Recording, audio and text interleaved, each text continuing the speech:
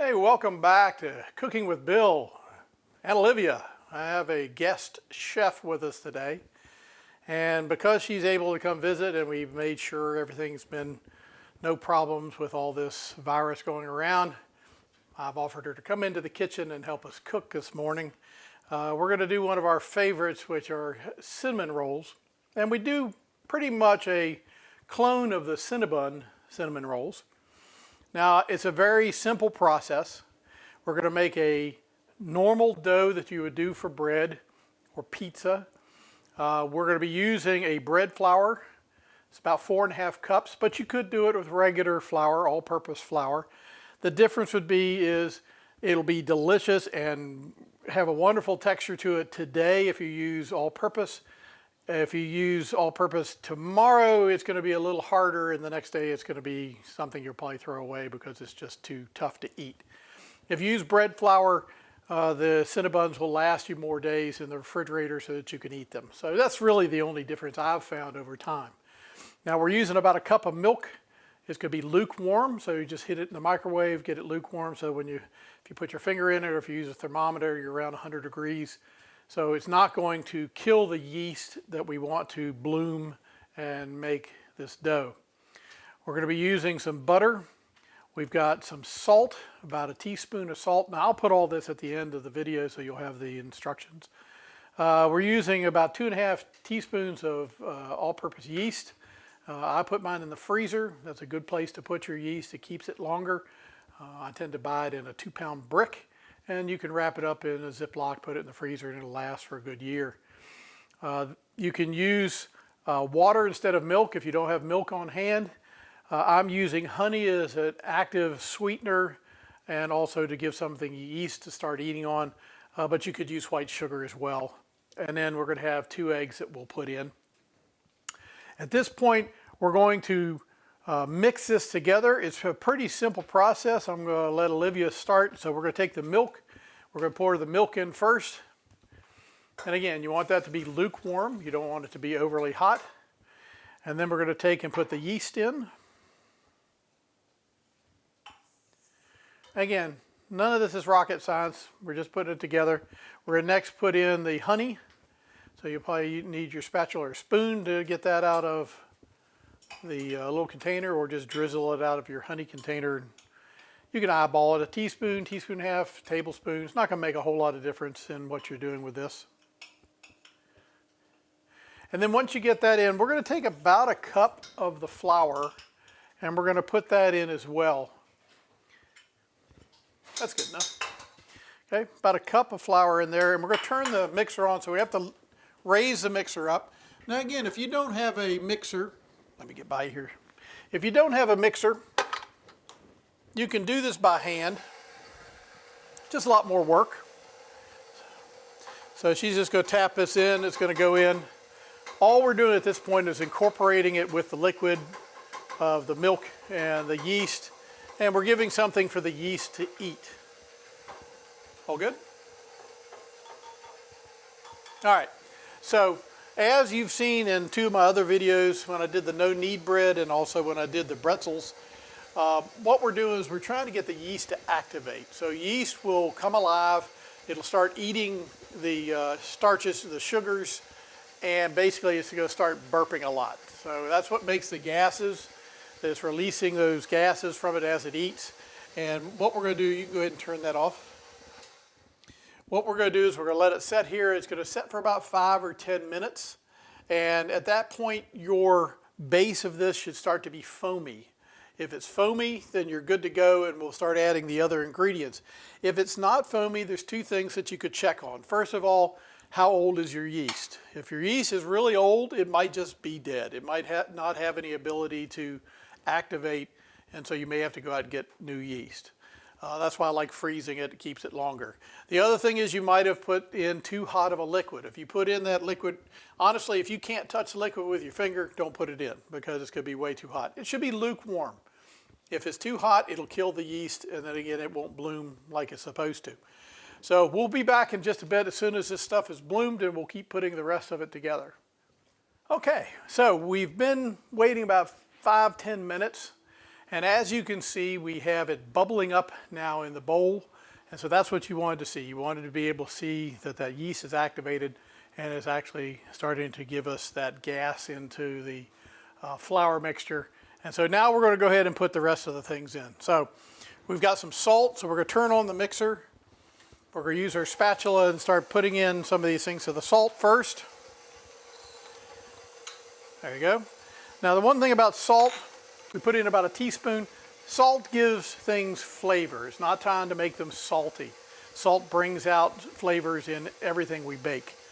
So go ahead and use your spatula. We're going to put in about a third of a cup of butter, and it's been melted. And we're just going to put that in and it'll incorporate in. Now you could use oil if you don't have butter. If you don't like butter and you want to be vegan, you could go ahead and use any other kind of oil in place of that, even coconut oil. And then of course what we have next are eggs.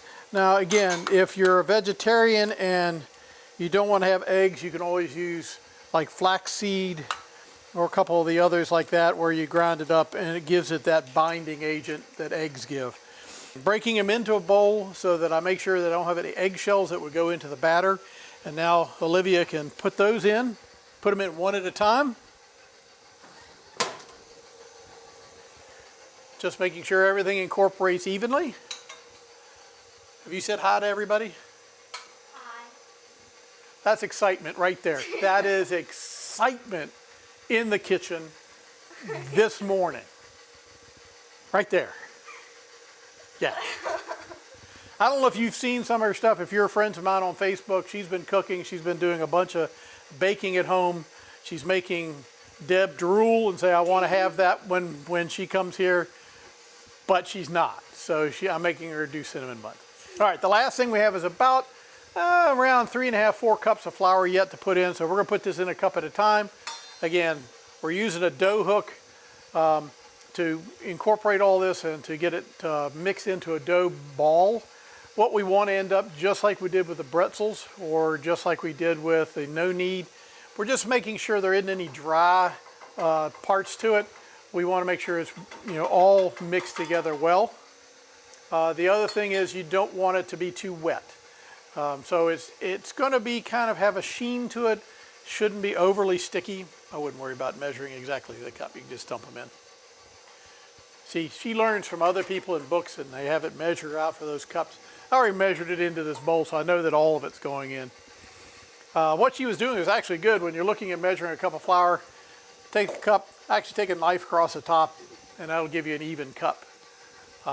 This is like chemistry, so if you don't do it right, it won't come out right. It's not like if you're doing something in the oven, you're sauteing something, you're roasting something. That has a lot of forgiveness.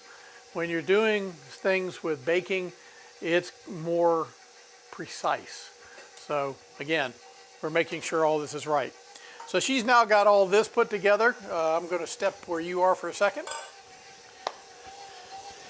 Going to make sure that we take all this flour that might get up on the sides of the bowl. And we're going to mix this together a little bit.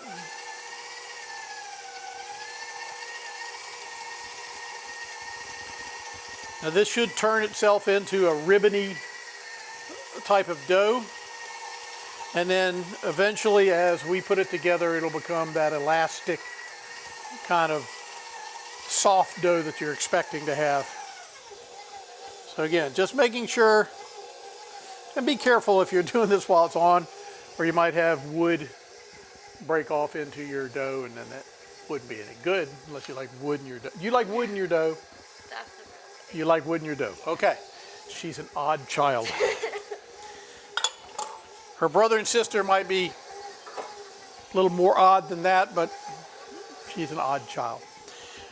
All right, so what we're going to do now is as this is stirring, you should see it pull away from the sides and it'll eventually start balling itself. Now, if you don't have a dough hook, you could do this with a spatula or a heavy spoon. I would recommend either a strong wooden spoon or if you have a metal spoon in a bowl.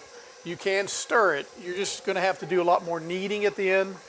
because this is doing some of the kneading for us. That hook actually is pulling the dough around. But I've had people ask me, do you have to have one of these mixers? And no, it's been done for millennia without having one of these big mixers.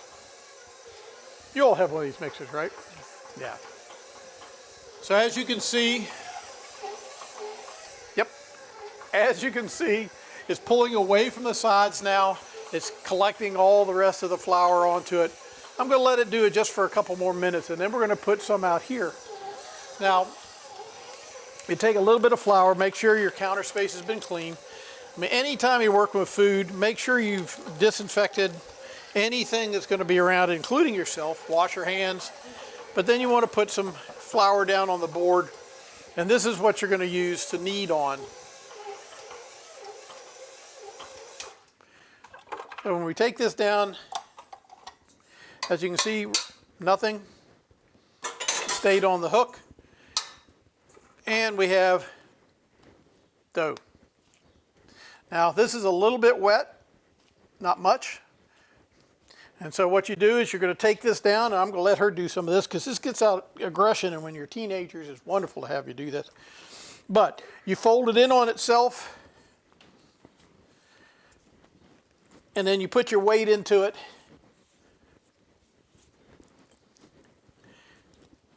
And you just keep turning it in like that. Go ahead.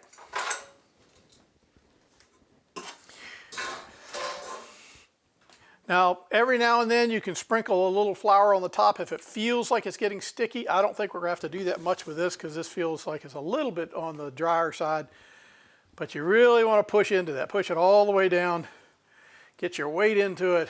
Just working up a sweat. It's like doing aerobics on a countertop. Now, she's going to do this for a while yet, and then we'll come back. We're going to actually put this into a bowl. So we're going to take a bowl like this. I'm going to spray some spray oil in here, and then we're going to sit it in the bowl, and we're going to cover it and leave it in a relatively warm place for about an hour, hour and a half. And what you're hoping is to have it double its size. When you double its size, it's ready to go, and then I'll show you the rest of how to make these Cinnabuns. You doing okay? She's doing okay. So we'll keep working this. See you in a bit. All right, we're back. We've been about an hour and a half. We wanted this dough to double in its size. Olivia, you can take the top off of there and go ahead and dump that out on the counter here. See how much bigger that is now? We'll put that in the sink for right now. Now what we're going to do is we're going to roll this out into a flat sheet. And then we're going to put on cinnamon. We're going to put on sugar, brown sugar, and we're going to put butter. Now the butter, we have an unsalted butter. We're doing about a half a cup, maybe a little bit more. Half a cup is a stick. We just happen to have just a little smudge left extra. And we're going to spread that all over the dough. We've got about a cup of brown sugar. If you want to pack that. If you have problems with your brown sugar getting clumpy, you can add just a couple drops of water and put it in the microwave. And then we're doing about 2½ tablespoons of cinnamon. Now, cinnamon do by eyeball. If it looks like it's getting too much, you don't have to add all this. If you like cinnamon a lot, add a lot. But we're going to go ahead and go with these. I'm going to start rolling this out. And so again, got a little bit of flour on the board here. And we're going to start to roll this. And as you roll it, keep even pressure.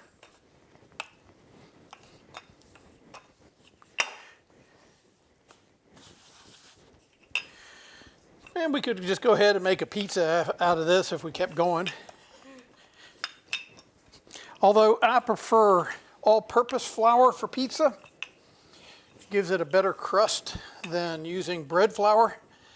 But there are recipes for both. So, you know, I find that people tend to be sometimes purists. They've seen some cooking show or they've seen somebody demonstrate how to do something, and that is the only way to do it. And if that was true, you wouldn't have the Cooking Network or Travel Channel having people cooking, because there's only one way to do everything, and then you wouldn't have any fun. And so it just kind of highlights the idea that cooking is an art and sometimes it's luck. And so as you're doing it, sometimes you'll do it exactly the same as you did it before and it doesn't turn out the same. Can be humidity, the temperature of your oven, the way the moon is going around the earth at the time, the way your dogs are looking at, I don't know. But you can play around with it. Just like in this particular recipe, we said you could use milk, you could use water, doesn't really matter. You could use vegetable oil, you could use butter. There's a lot of different things to try. So don't feel like you can't eat this because you don't eat anything that's dairy. Do away with the dairy, add the substitutes and try it. Now my lovely assistant here, Olivia, she is going to spread butter all over this nice piece of dough. So we've thinned this out pretty good. It's probably, I don't know, not quite 1/4 of an inch thick, probably less than that. And she's just going to lay it down on here and spread it with her fingers. And it's such a wonderful thing. Yes, you could use a spatula, but why? Just use your fingers and have fun. So put it down on there and just smush it all over the dough. Use both hands, have fun. It's just like finger painting with butter. A little faster. You're a slow finger painter. All the way to the edges. And as she's doing that, I'm going to start throwing in some other stuff to make it more fun for her. So we are now getting a mess. And it's a fun mess. And just spread that all over. Wait, there's more mess coming.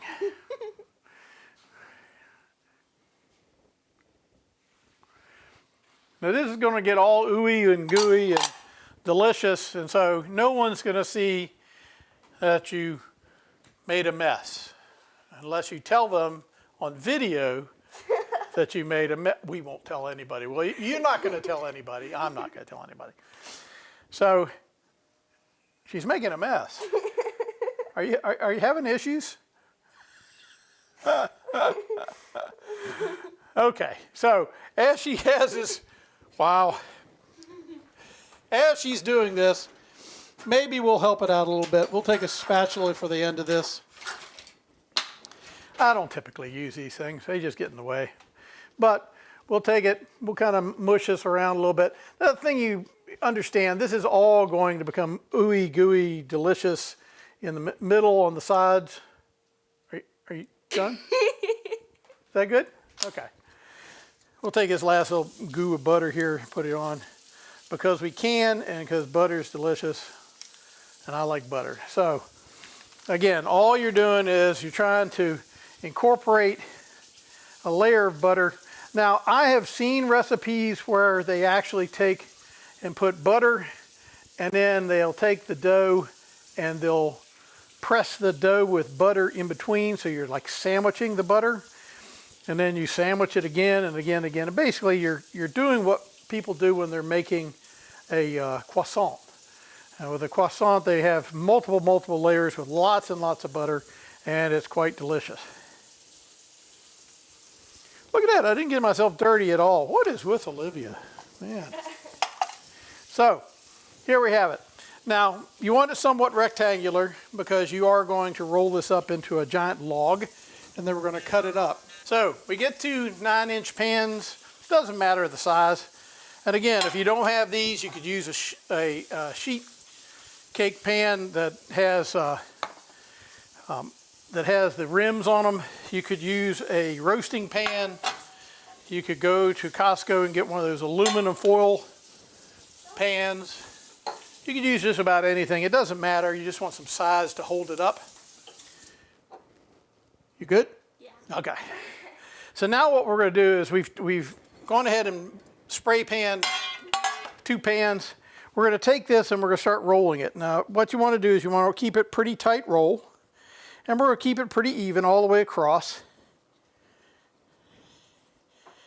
And again, all we're doing is making that traditional, very nice cinnamon bun that we all love. And if you don't like them, why are you watching this video?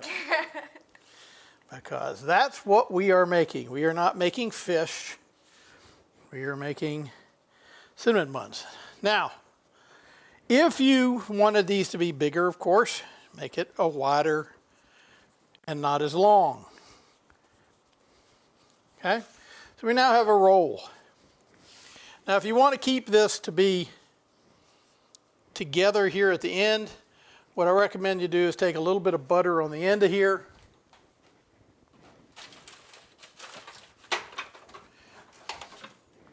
Because everything's better with butter. So I'll take a little bit of butter, spread it along this seam. And what that'll do is that'll act like a glue to hold it to the rest of this. You could also do water. You could also just press it in. So here we have a big log. Well, let's go ahead and figure out how many we can do. That looks about even for the center. So we take that, look at that. And then we look for the center again. Ha! Now what we're going to do is we're going to cut these in thirds. So you can just eyeball it.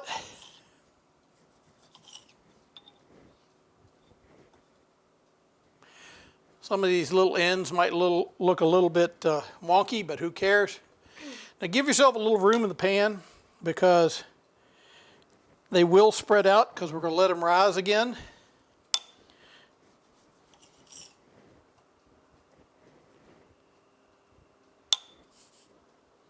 Does this look good? Mm-hmm. You help make them. If they're not good, it's your fault. Why does he say things like that? You didn't know you were going to be on TV, did you? All right, so we've now made a set of these. See? That look pretty? Yeah. So we're going to let these rest again. So what we're hoping to do is that they will double in size again. So in about another half hour or so, we'll put these in the oven, I think at about 350, 375. I'll check that before we go there. But we'll put these in the oven and finish up and have some wonderful icing that we'll put together for you while they're baking. You ready? Mm-hmm. Okay. So you saw that we cut these up, made these nice little rolls. They've been rising here. We're going to let them rise a little. We set the oven on 350 and we're letting it get up to heat. And we're taking about 4 ounces of cream cheese. If you want light, you can use light, you can use regular. Don't use the whipped. And then we're going to put in about 6 ounces of butter. We've had a lot of butter in this recipe. So if you're looking at your diet, this is probably not one of the best things to be eating on a diet. However, it's delicious, so you could just have a small one and just nibble on them. Yeah, I know, you're not going to do that. Now we're going to take with that, and we're going to take powdered sugar, and we're putting about 1.5 cups of powdered sugar. Now this 1.5 cups of powdered sugar is going to dissolve very quickly. So the reason you use powdered sugar over granular sugar is granulated. It has that feel to it, that mouth feel. So we want this to be smooth. We're making a buttercream icing is what we're doing. So if you wanted to, you could just do a glaze. You just take some of the powdered sugar, add a little milk or a little bit of water, a couple tablespoons to it, stir it around, just drizzle it over top of things. So if you don't want the butter or you don't want the cream cheese, you can just make a glaze to go over it. You could just eat them with nothing on them. They'll be delicious as well. Now, just like we've said all through this thing, we're going to do a little bit, just about a quarter teaspoon of salt, just to bring out the flavor. And then I'm using pure vanilla extract. I don't like using the imitation. So we're putting in just a little bit of that for flavor. Now, you can also get your own vanilla beans, and you can make your own if you wanted to. I don't want to waste my time doing that. Now, I will tell you that when you're doing this part, you are going to have a dust storm if you're not careful. Now you can do this in your own mixer. We've already put ours away, so I'm just doing it the old-fashioned way using a whisk. Once you start getting it incorporated, it starts to become creamy and you don't quite have the dust storm that you did at the beginning. Want this to be nice and creamy, so you're going to whisk this pretty hard.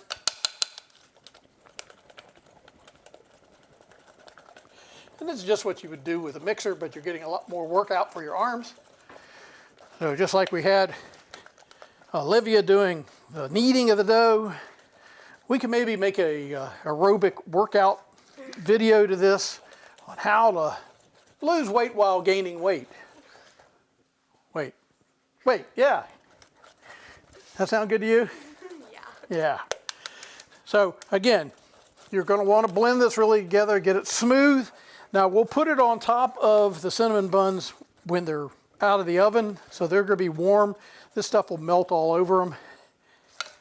But this is a typical buttercream icing. That's what it looks like. Okay?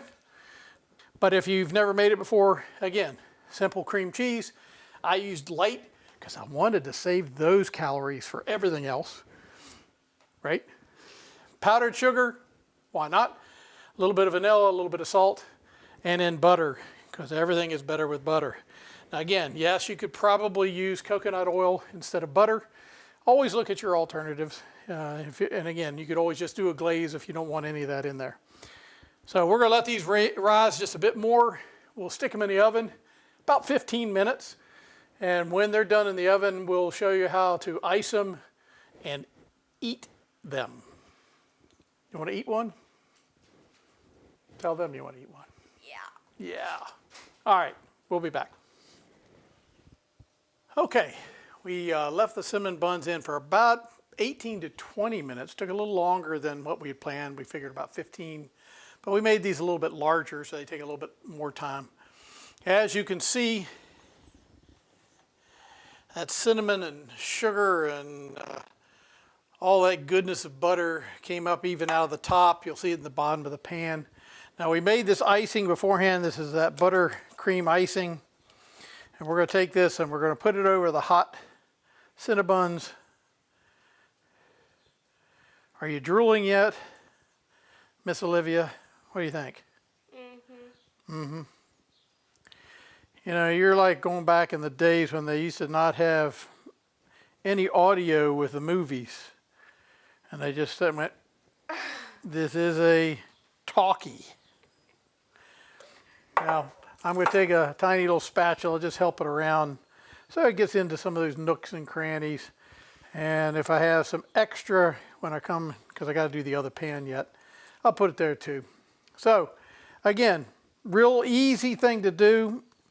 We made basically a quick dough, let it rise. After we let it rise, we flattened it out and we added the cinnamon, the brown sugar, and we added the gobs and gobs of butter.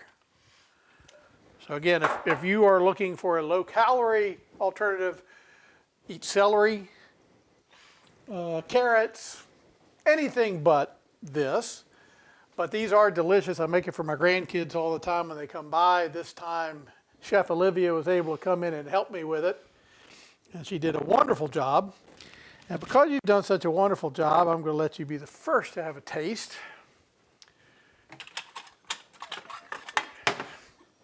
Or did you not want one? Oh, she wants one. Okay. Now, I am wearing a hot glove. So if you don't have one of these, they're really good to get instead of just having sorry, I'm drooling and looking at this. It's kind of hard not to. There you go, young lady. Have a taste. Watch out, they're hot. It's good? Deb, you want to try one? I'm going to try one. So, Cinnabuns, homemade, about 2 hours total time, well worth it. By the way, you can freeze the dough. So before you did everything, my wife is sneaking in. So you can take the dough after you've rolled it and made it into these pans. You can put it in the freezer leave it frozen for up to a couple weeks. Just cover it with saran wrap and then let it thaw overnight when you're going to bake them the next day. But you don't want to freeze the dough early before you do all the cinnamon and such. It just makes it a little tougher. So do all the process, put the cinnamon, put the sugar, put the lusciousness of butter, freeze it. You have cinnamon buns whenever you need them. We're just going to eat these though.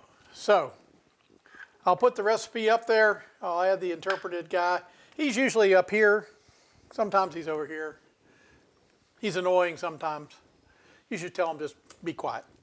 So welcome to Cooking with Bill, and we'll see you back in the kitchen. Say goodbye. Bye. Bye.